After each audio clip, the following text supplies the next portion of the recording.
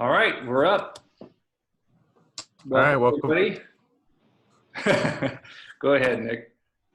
Yeah, welcome everyone. Tellor Core Chat here. July 28th, 2020. Should be a pretty normal call. Not as exciting price-wise this past weekend, but we're doing really well. It's been a big week. I think Ethereum was sort of the big winner in the price wars, so it's always good to see ETH doing well.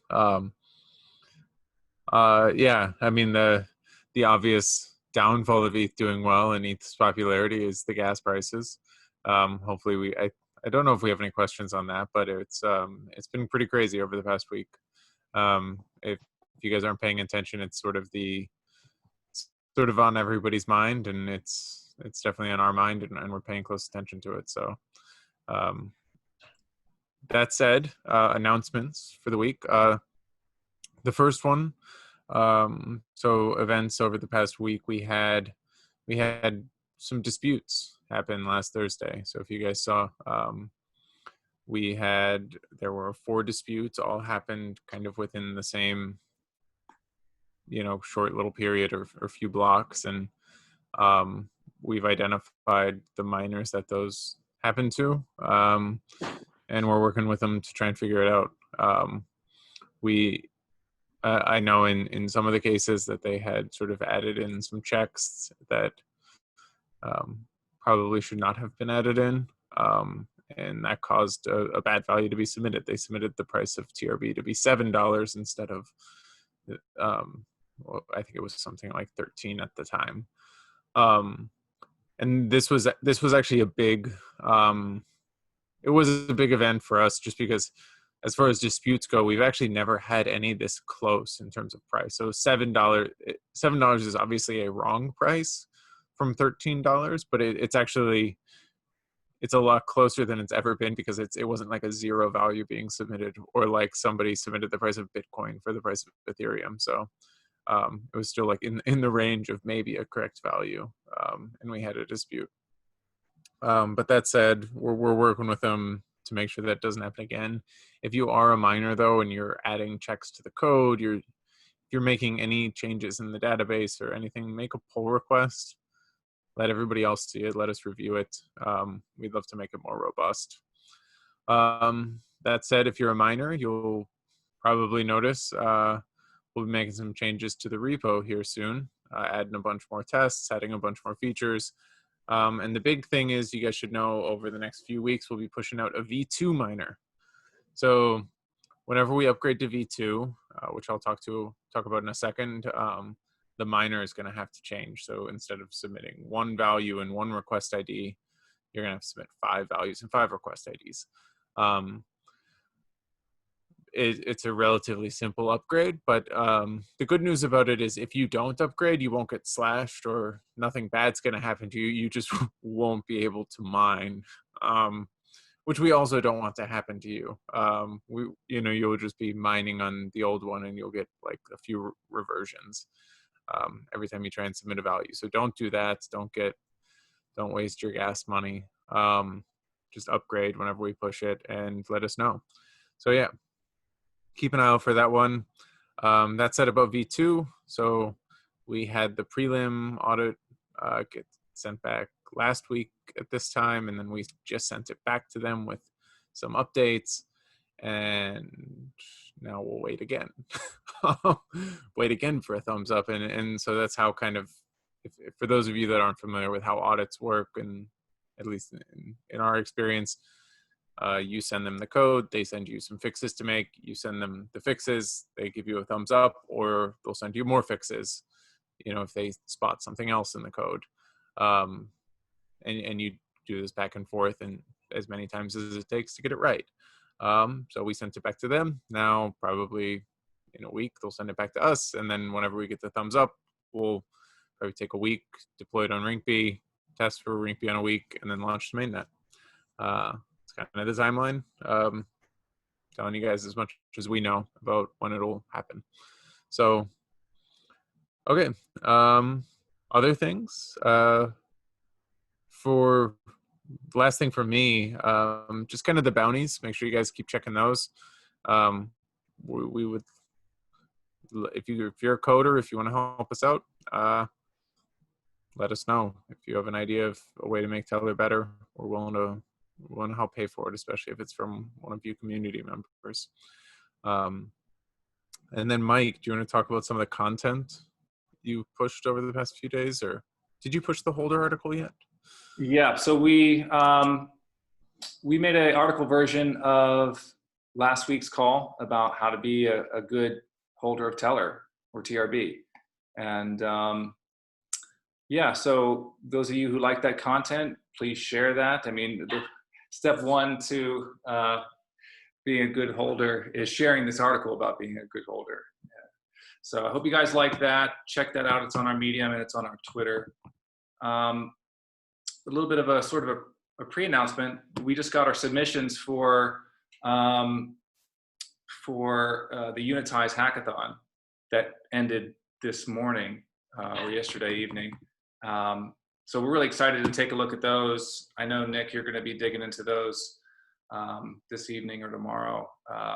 We got 10 submissions this time. So, you know, we got more engagement, more involvement from our previous hackathon, Chain Shot, or Chain Runner, it was called. So looks really good at first glance. We're excited to see what people have built on Tellor. And I'm sure we'll share the winners of that this week at some point. So look forward to that. I think that's it in terms of what I have to add. But then we also posted the video. Oh yes, okay. So this is great because we've needed. It's not like the best. It's not like what we aspire to have in terms of an implementation walkthrough, but it's the best we've made so far, and it's. Sorry, my dog. We just put it up on YouTube. It's a step-by-step guide to implementing Tellor. Nick, you did that for it was for Unitize hackathon. We sort of chopped off the beginning and the end of it, so it's this really nice, concise walkthrough that you did. And I think it's worth a look for even you guys that aren't, you know, developers yourself. Get an idea of what it's like to and how easy it is to start using Tellor. I think it'll be eye-opening, even if you don't have a technical background. It should be easy to follow. But if you ever come across any devs when you're sort of out there evangelizing for us on Telegram, this would be a quick thing for you to send their way to say, hey, here's what it's like to implement Tellor. So that is up on our YouTube. I made a separate channel for it that is called Walkthroughs or something like that, so it's easy to find. But I'll link to it actually in the chat so you guys have easy access to it. So check that out. Cool. Yeah, I think that's it. And then we can start questions, or I think Mike ran away before he can ask us any questions. Trying to get Henry. Yeah. The dog. Yes, sorry, he was yapping at me. All right, so let's hop into the questions. Number one is, how do you feel about 4chan pumping Ample? People are gaming the supply rebalancing system in a way that the founders didn't intend, in my opinion. I haven't been on 4chan recently, but I know obviously Ample's been really popular in this last week of yield farming. I don't know, what do you guys think about, we know, we've talked to the Ample guys, we think that they're a good, solid team. So I probably agree with your opinion that any sort of gaming is not something that the founders might have intended. But, you know, I don't know much about it. What's going on? Yeah, I mean, I don't know if it's necessarily gaming. So it's a currency that sort of rebalances. For those of you that don't know, it's a currency that is loosely pegged to $1. And it achieves this by sort of rebasing the supply and giving it to current token holders whenever the price sort of deviates. So if there's more demand, then the current token holders get more ample worth $1. And this is sort of a self-fluctuating monetary supply. It's a super cool idea. It's very prevalent in kind of economics, and any time you have like, it's not a problem that's sort of contained with ample. So anytime you have current token holders, if you pump it and get more demand, you're going to, you know, get more returns for those pieces.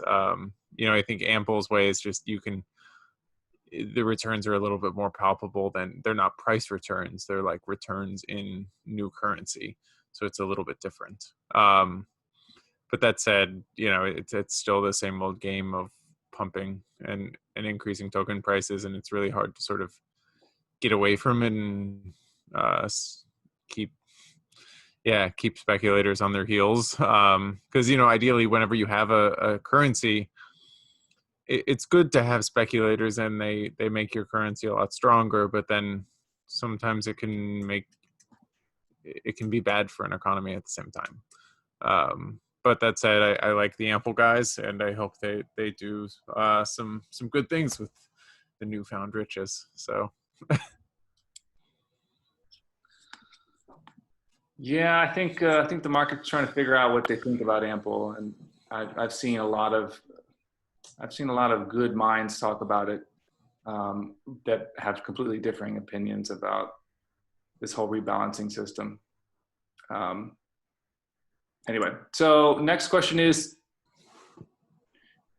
Tellor's decentralization a way to call the SEC's bluff?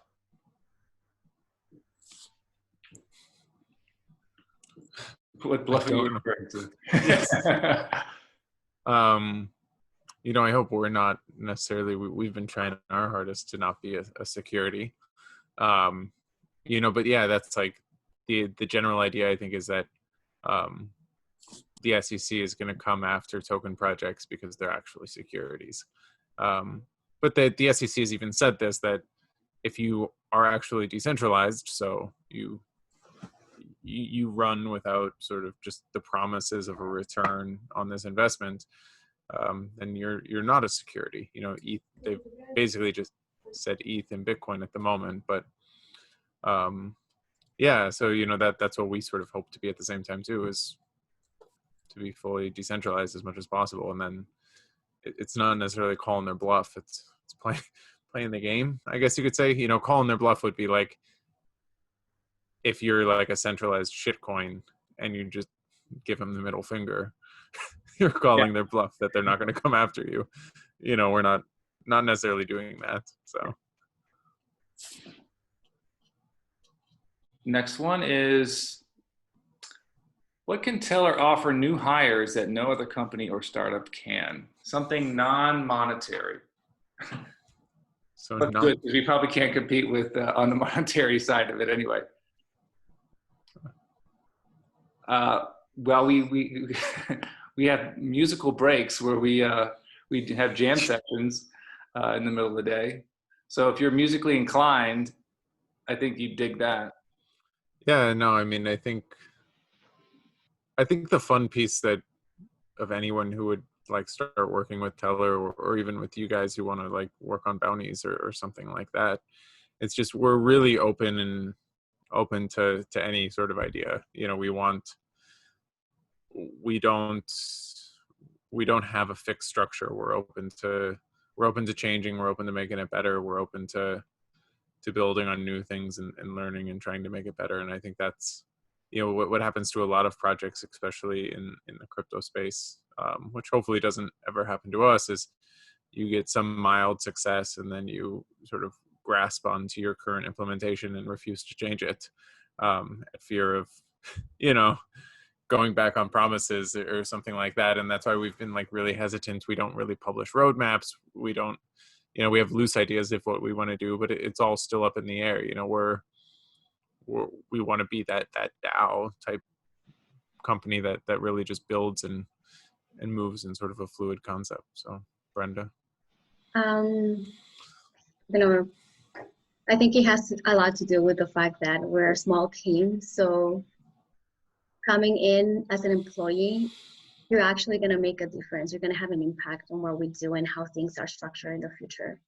And that's something, and especially the way that we work, because we're very open and very flexible.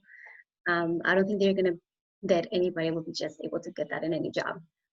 I worked, a lot of very normal jobs, and that type of flexibility is actually a luxury, that I've enjoyed a lot while working with Tellor, with the guys.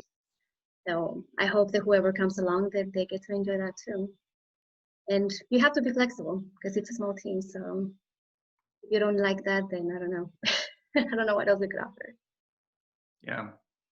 Whoever our first hire is, that's a chance for somebody to be the fourth person on a very small team, the first hire other than the founders, and that's so early in startup terms. So you get a chance to really have an impact. And I think some people will find that really attractive. They want to go someplace where they can make a difference and feel like they have that kind of influence over the direction. It's like literally, what Olaf, it's his whole resume. So Polychain Capital, their founder was Coinbase's first employee. Right. That's like, and then Coinbase blew up and he went on to do start Polychain, and he just went, of course he went 90% in on ETH in early 2017. So it was like phenomenal timing on his part. So I feel like every employer says, you have a real opportunity to grow with us. And it's like a common line we use. But I mean, with us, I feel like you really do have a ton of upside joining us at this stage. So I'll move on. I think you already covered this. Is the audit going to pass by the end of July or not?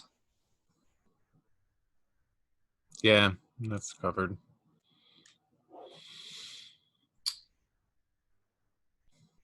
Could Ilari or Mike stick a bullet point summary in the Telegram chat after each call? I think we definitely could do this, where we just sort of add, at the beginning where we do some updates. I think those would suffice, in my opinion, for what we could summarize. It would be tough to then, unless there was a specific question that was really, really important, it would be tough to summarize the AMAs. It doesn't, I think for those, you just have to watch. So yeah, we can definitely do that and see how it goes. Were you interested in computers as a kid/teenager? I mean, I'll go first. Yeah, I definitely was. I think growing up, going to school in the late 80s, early 90s, and all through the 90s or whatever. I mean, computers were like the coolest part of the day. Other than recess, but when there was computer class, I always loved playing the games on it, and I feel like that's all my memories of computers was games. So yeah, I don't think being at our age group, I don't think you couldn't have been really interested in it. So I definitely was. Yeah. Yeah, Brenda. I think, like Mike says, that was the highlight of the day, right, when you're in school, because you got to play with the computer. But I didn't actually start getting really into computers until college. I actually learned how to build one, and then hardware, and then I actually to software. It wasn't until I started doing data analysis and stuff like that, and it had, it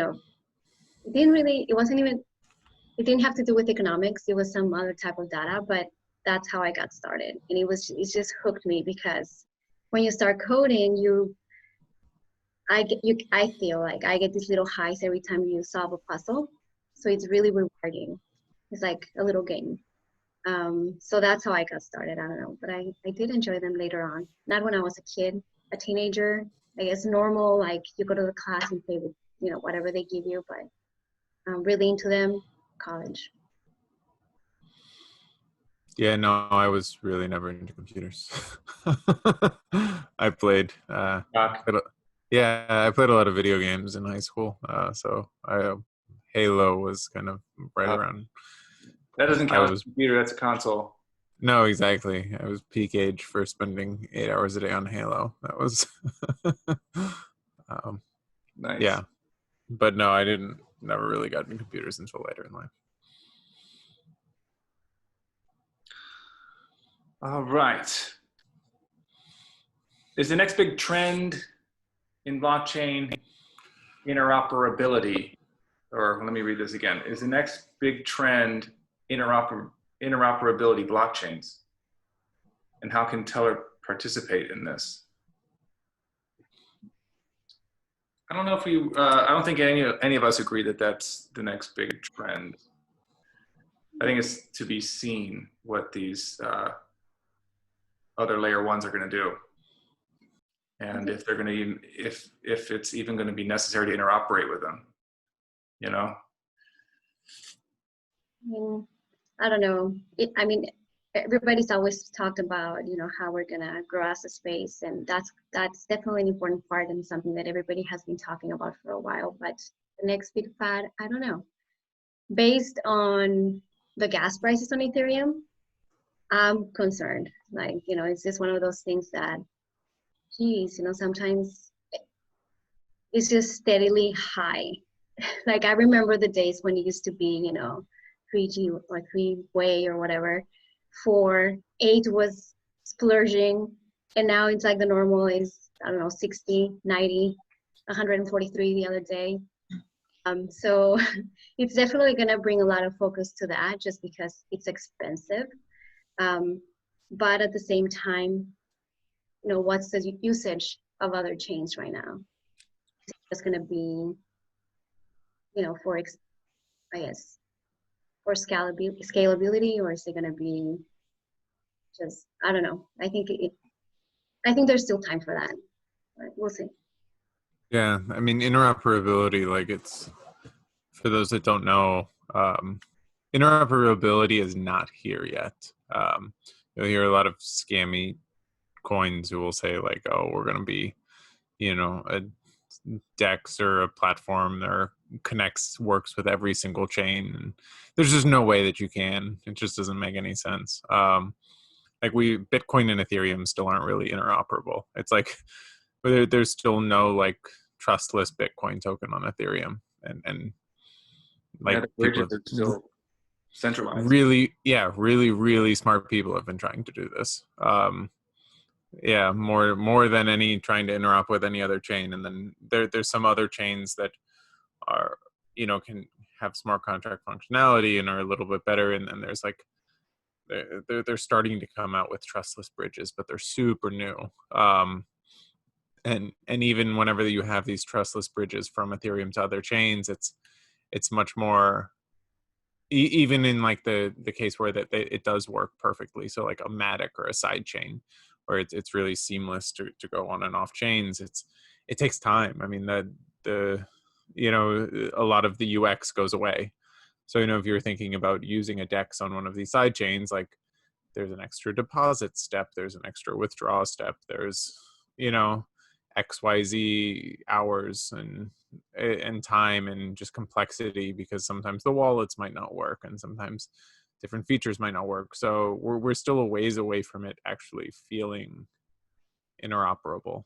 So yeah, I hopefully it happens. But there's a lot of things to look out for. So last year we published a paper on kind of side chains and security, and locking tokens on other chains is a lot of times a bad idea.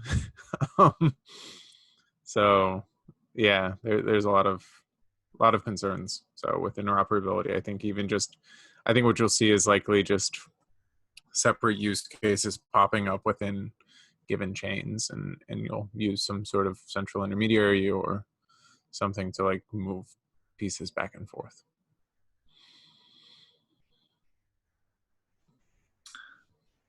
Did Uber show that you can break some rules and get away with it?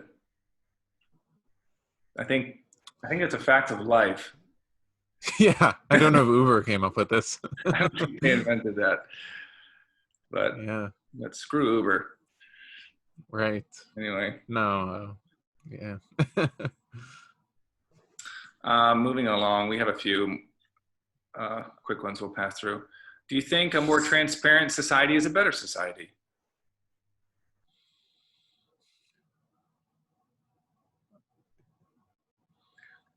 It's kind of weird, right? Because you think about privacy being super important, which is the opposite of transparency. And then you think of, you want transparency in government and you want transparency in places of power. You know what I mean? So I think the devil's in the details of that one, in my opinion. Yeah. Brenda, comments? You're muted. No, agreed. I don't understand. Like, I don't know where they're going with it, so. Yeah. Goes to privacy, obviously. I can rant for a sec on it. Yeah. No, I think. Well, I think like, you know, so it depends on like. There's an Ayn Rand question you're going to want to rant on. You know, you gotta. No, I'll avoid it. But no, I think. Yeah, I think on transparency, you know, I've been thinking about this a lot when it comes to these blockchain companies, and we always try and think about building things really big and really just massive. You know, you want the $1 trillion market caps and things like that, but whenever you have things that are really big, you want more private, and things that are really small, you want more transparent. So you can think about it in like a society level where your nuclear family and your neighbors and everything like that. The more transparent you are with your neighbors and everyone's sort of, it's a very cohesive society where everybody knows each other and your kids, and it's you know how much money they make, and everyone watches out for each other, and it's a very close-knit society. But then on the larger level, you don't want the government knowing every single thing about you. You don't want large companies knowing everything about you. You want some privacy on a larger level. So it's always that sort of balance, and you know, what level are you talking about, and how can you sort of build that into the systems you're doing?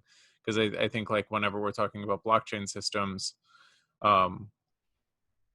you know, whenever we're building these currencies, I think the ideal currency isn't going to be one currency to rule them all. You have, I think, having a whole bunch of smaller, more community currencies where everyone sort of trusts each other, and it's, you sort of know how each other works, and you're watching out for each other, and there's some you know, you sort of value-based things inside of your currency. So you value equality, you value privacy, you value Republican values, liberal values, whatever you do. And those are embedded within a given currency. And then at the larger level, you can maybe have settlement layers kind of between them. So there's my rant.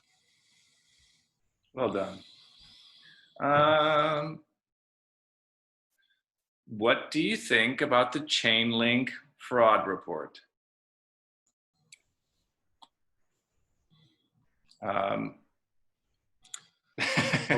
Yeah, I mean, it was good. Well, I think what we can say is there were a lot of concerns in there that we have had for a long time when looking at the Chainlink project and looking at other people who started using them. So, you know, it's glad that some of those things are coming to light. You know, I think there was some points, you know, if you looked at Zeus Capital had like done some other reports and things like that, and they talked about Sergey's lavish lifestyle in San Francisco, and he's known for just blowing investor money. Like, ooh, you can leave those out of the report. Yeah, it's more like a tabloid at that point. Yeah, like there were some weird things in there as well, where it's you know, or you know, or I love like at the end, the only thing I didn't really get at the end, he said like, and this is why we're putting a 7-cent valuation on Chainlink. So basically, the whole point of the report is like, valuations in crypto obviously make no sense, but we're going to try and put a valuation on this at the end. You know, like obviously like Chainlink has been above 7 cents. It's, you know, forever. So like, I don't know where you're at with timing on this. Yeah. So there were a few comical pieces of it. I do recommend everybody read it though, and make their own assessment of it. Some of the things can be independently verified by yourself. If you just Yeah. don't, read the report, don't take anything for granted, look into it, follow the paper trail yourself and see what you think. That's what I would recommend doing. Great. Any plans on expanding the team? Yes, we've talked about it. We are discussing it and interviewing people, and we'll let you know. Next one, are you a fan of Ayn Rand? I'm going to pass this one. Yeah. I never read her books. Really? I know that you have. I have not. I'm shocked. I know. All right, I'm bringing you my Atlas Shrugged copy. I know, shit. You can have a doorstop. No, I read her. I was a big fan, and then I turned 19, and then you realize there's some nuance to everything. She's always there's some interesting pieces to Ayn Rand, but then so somebody said great sci-fi novel. It's there's some cool pieces to Ayn Rand, and whenever you're looking for just but there's a lot of weird hero worship of capitalism in there. Speaking of great sci-fi novels, I have read L. Ron Hubbard though. Does that count? Yes. The great sci-fi fantasy novelist of our time. Brenda, have you read any Ayn Rand? Nope. Okay.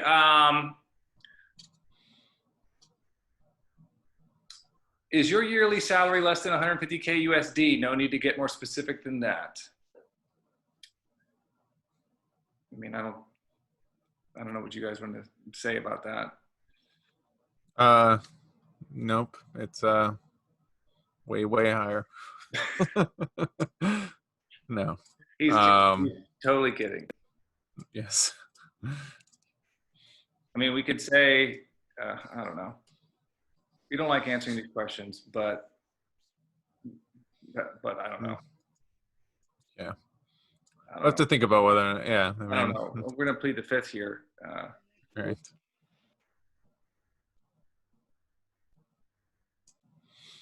What qualities do you look for in new hires? So. Brenda, you want to go first? Or? I mean, I think not just here, but I think in general, if you're willing to learn, you play well with others, basically, and you're basically flexible. That's the main thing. And then I think for me, then obviously being somewhat technical, depending on what kind of field we're going into, but definitely being flexible and being willing to learn is very important. Yes. Yeah, for me, attitude's a really big one. Just kind of how we jive with the person. I think we've worked with a ton of contractors over the past few years, and we love, working with contractors is great because then you can end it after you are done working with them. You get sort of a technical piece. But if we're going to hire somebody more long term, you want to make sure that you just want to make sure that they don't rub you the wrong way in a small team. And, usually it just comes down to, there's a lot of attitudes in crypto. I'm sure you've met a lot of these people where you have some mild success in a project, or, you're in the crypto space for 3 years and then you feel like you're a god all of a sudden, and, best. And it's, there's a whole lot of, those kind of people. It's just like, oh man, go away. You want to make sure that you have kind of a humble attitude, that you're constantly learning and pieces like that. And those are the people I tend to just want to be around in general more. So yeah, I don't think I have anything to add that's different. I guess somebody willing to be part of the Tellor journey, more than just a stepping stone. You can kind of get a sense of those things when you talk to people. At the same time, we know we don't want to keep anybody, from their own career path and stepping stones are necessary. You know, you have to move up and take your experience, and then a new opportunity comes along and you have to move, and that's something we would respect, of course. But we want somebody that's like wants to be here for a while and wants to really grow with it and see things through. Yeah, I mean, you want somebody who ultimately like takes ownership of it. Like, you know, each of these, kind of with any project, you want somebody who, like, you give them a project and they treat it like their baby. You know, they own it. They want it to do well, and they want it to go places, and they're sort of independent enough to get there. That's another piece. Like, you know, like if you built out, you're like proud to show it off to different places. It's not just like, you're not just like writing tests on the back end and then you never think about it again. This is something you really like. So Later, buddy. Yeah, you know, and we would have to work with somebody that is like someone that thrives in that environment, that likes to have a little bit of freedom and can be a self generator as well. So, how could Tellor be used to build a stablecoin?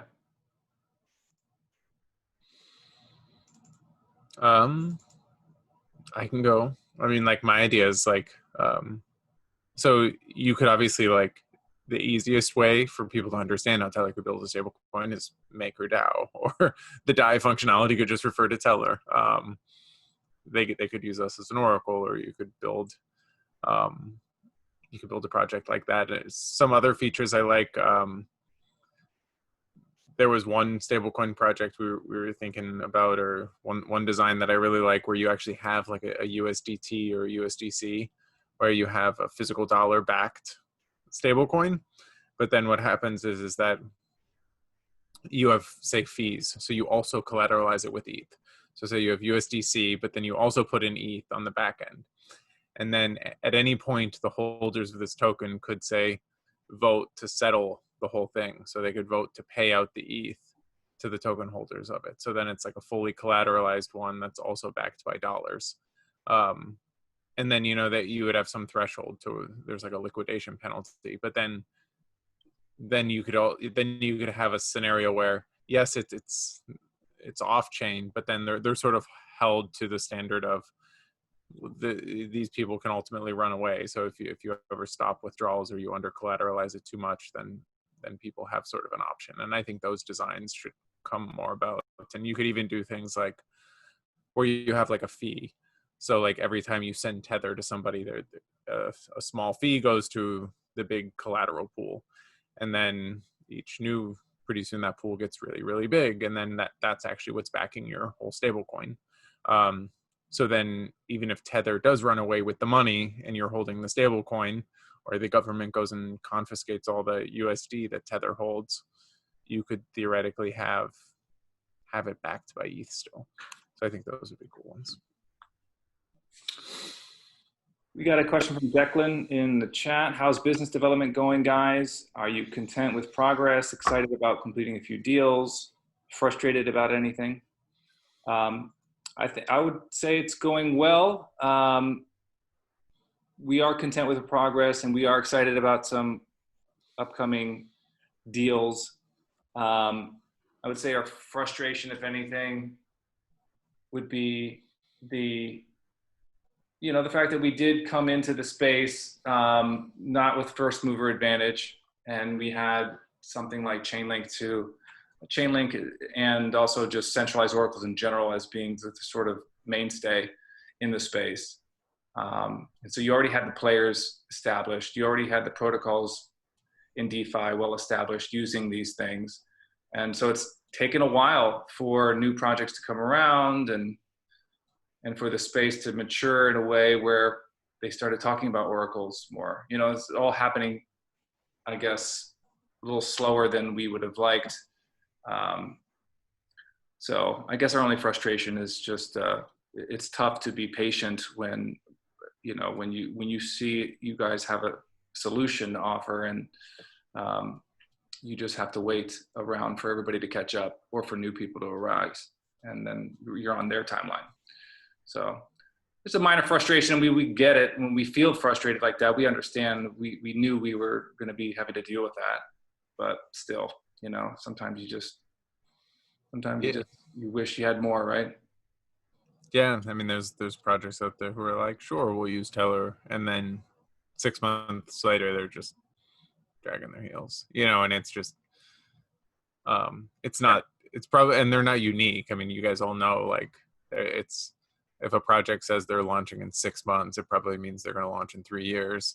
The timelines in the space are just, most people are just really awful at them, and that's always frustrating. So yeah. Except for us, we really try to you know, give you, if we give a timeline, we try to hit it. But yeah, no, it's tough. It's tough to make these promises. It's why we try not to make them, you know. exactly. So, all right. Thanks for the question. GitHub activity seems to have slowed. Any reason? Depends on where you're looking on the GitHub, I suppose. Yeah, look at the GitHub as a whole. I bet it's picking up. So like all the different repos. Yeah, I think for a while, I know some people were just looking at the Tellor core repo, and sort of like there's no activity on that. It's because we weren't building on Tellor core. It was, you know. This last week, once you submit your V2, or once we submitted the V2, we didn't really touch it until we did the updates. But that doesn't mean we weren't working on other stuff. So just yeah, trust me. Lots of code going on. Lots of people. Even more people are now pushing code to our repos than ever before, which is exciting. So next one is it's a good one. If you were to build your own DeFi products, it would make sense to first investigate the other players in the space. What lessons have you learned from them? I think many. yes. We've pretty much investigated every player in the space, had the conversations, had experience with the business development side, like we were just saying. With yeah, I don't know if you want to.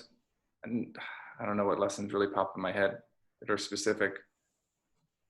one very specific that we try to stay away actually is to not announce partnerships until we actually have something more concrete.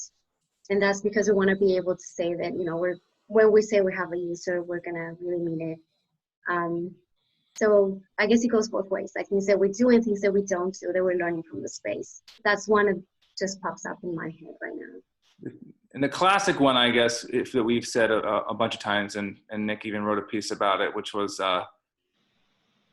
you know, have a decentralized Oracle as a forethought, or not have your Oracle be an afterthought. Because a lot of these projects, they build their protocol and they start off being their own centralized Oracle or something like that. And they say, well, we'll figure out how to decentralize that in the future. And then they run into a lot of problems trying to retrofit a decentralized Oracle. And they realize it can't be as fast, and then it sort of breaks their whole model down. And so then they don't have much incentive at that point to decentralize. It's like, do I decentralize like I promised, or do I break my whole protocol that's really successful right now? And that's the decision they're in. So no wonder they don't. So I think like if I was going to start a DeFi protocol, I've talked about it before. Like I think there's a big difference between like what there are good DeFi protocols out there, but a lot of the successful ones are not good DeFi protocols.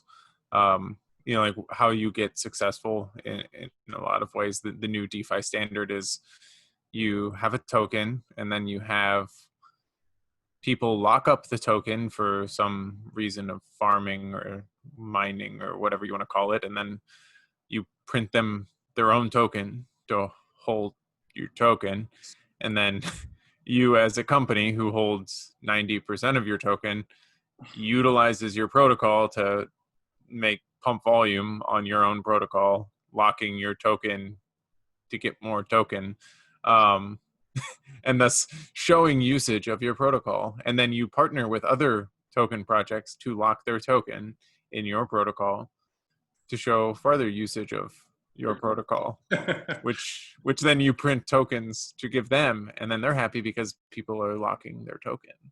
and it's like a big ruse, and people just keep locking, and there's like nobody actually knows what the end use case is. Like we're all just getting rewards, like, you know, like it feels like that's the end use case. It's like, you know, like the end use case, like anytime you talk about a derivatives product or an actual financial product, there is an end user. So like if you're talking about a traditional derivative for like a futures contract, like delivery on oil, there's actually somebody who will eventually consume the oil and is willing to pay to hedge that price risk. There is actually a producer that's willing to pay to hedge his price risk. All that intermediary stuff about trading the derivatives and all those traders, that's just sort of engaging and making possible the hedging of the price risk in the most efficient way possible, they tell us, for those two end users. But I feel like DeFi, we've somehow managed to take out the two end users and still just have these assets that we trade around. And I hope we start building things actually for the end users. You know, like I want to meet more people who actually want to do DeFi because, hey, I want a stable coin because ETH is too volatile.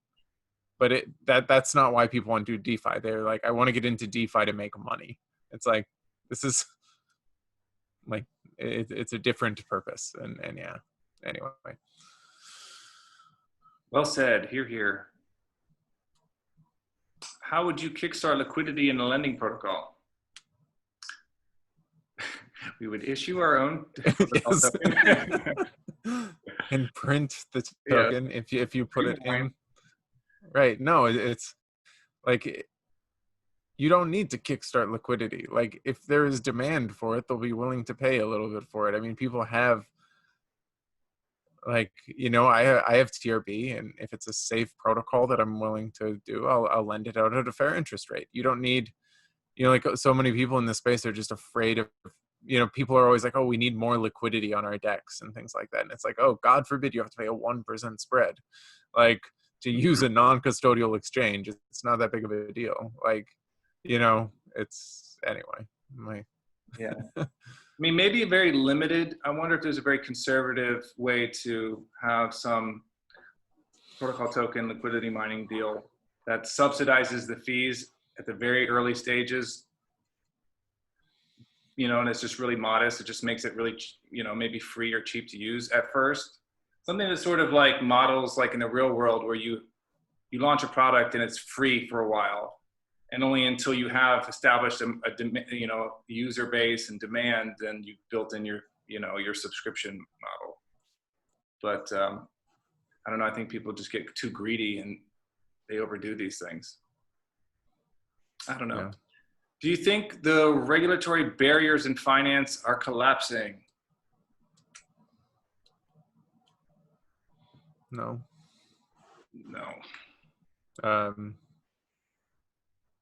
Brenda, you're muted. No, I mean, there's not even clarity. Like, I don't think the barriers are collapsing if they're not even existent. I don't know. Yeah, I think like with regulatory barriers, like the world is just moving so much faster nowadays. And I think it's just going to continue to get faster and faster with DeFi and things like that. And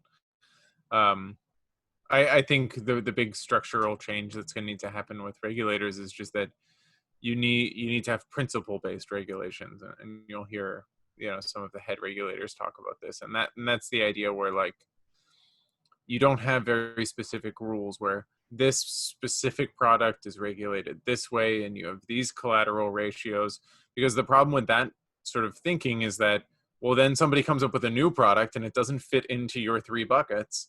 So what do you do with it? And that's like DeFi is this new thing that doesn't fit cleanly into any of these buckets. And,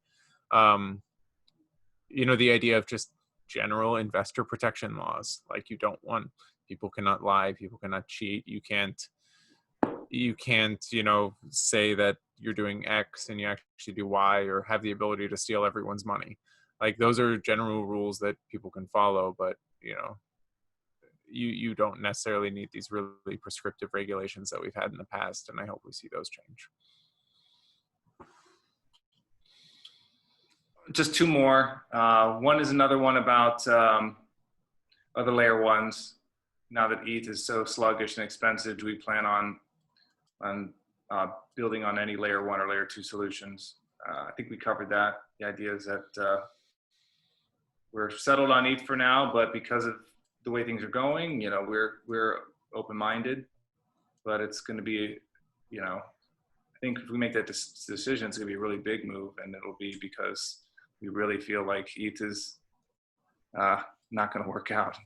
So we're not there yet, but we got our eye on the problem.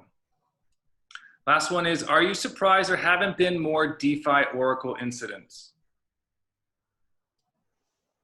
I think one is too many, right?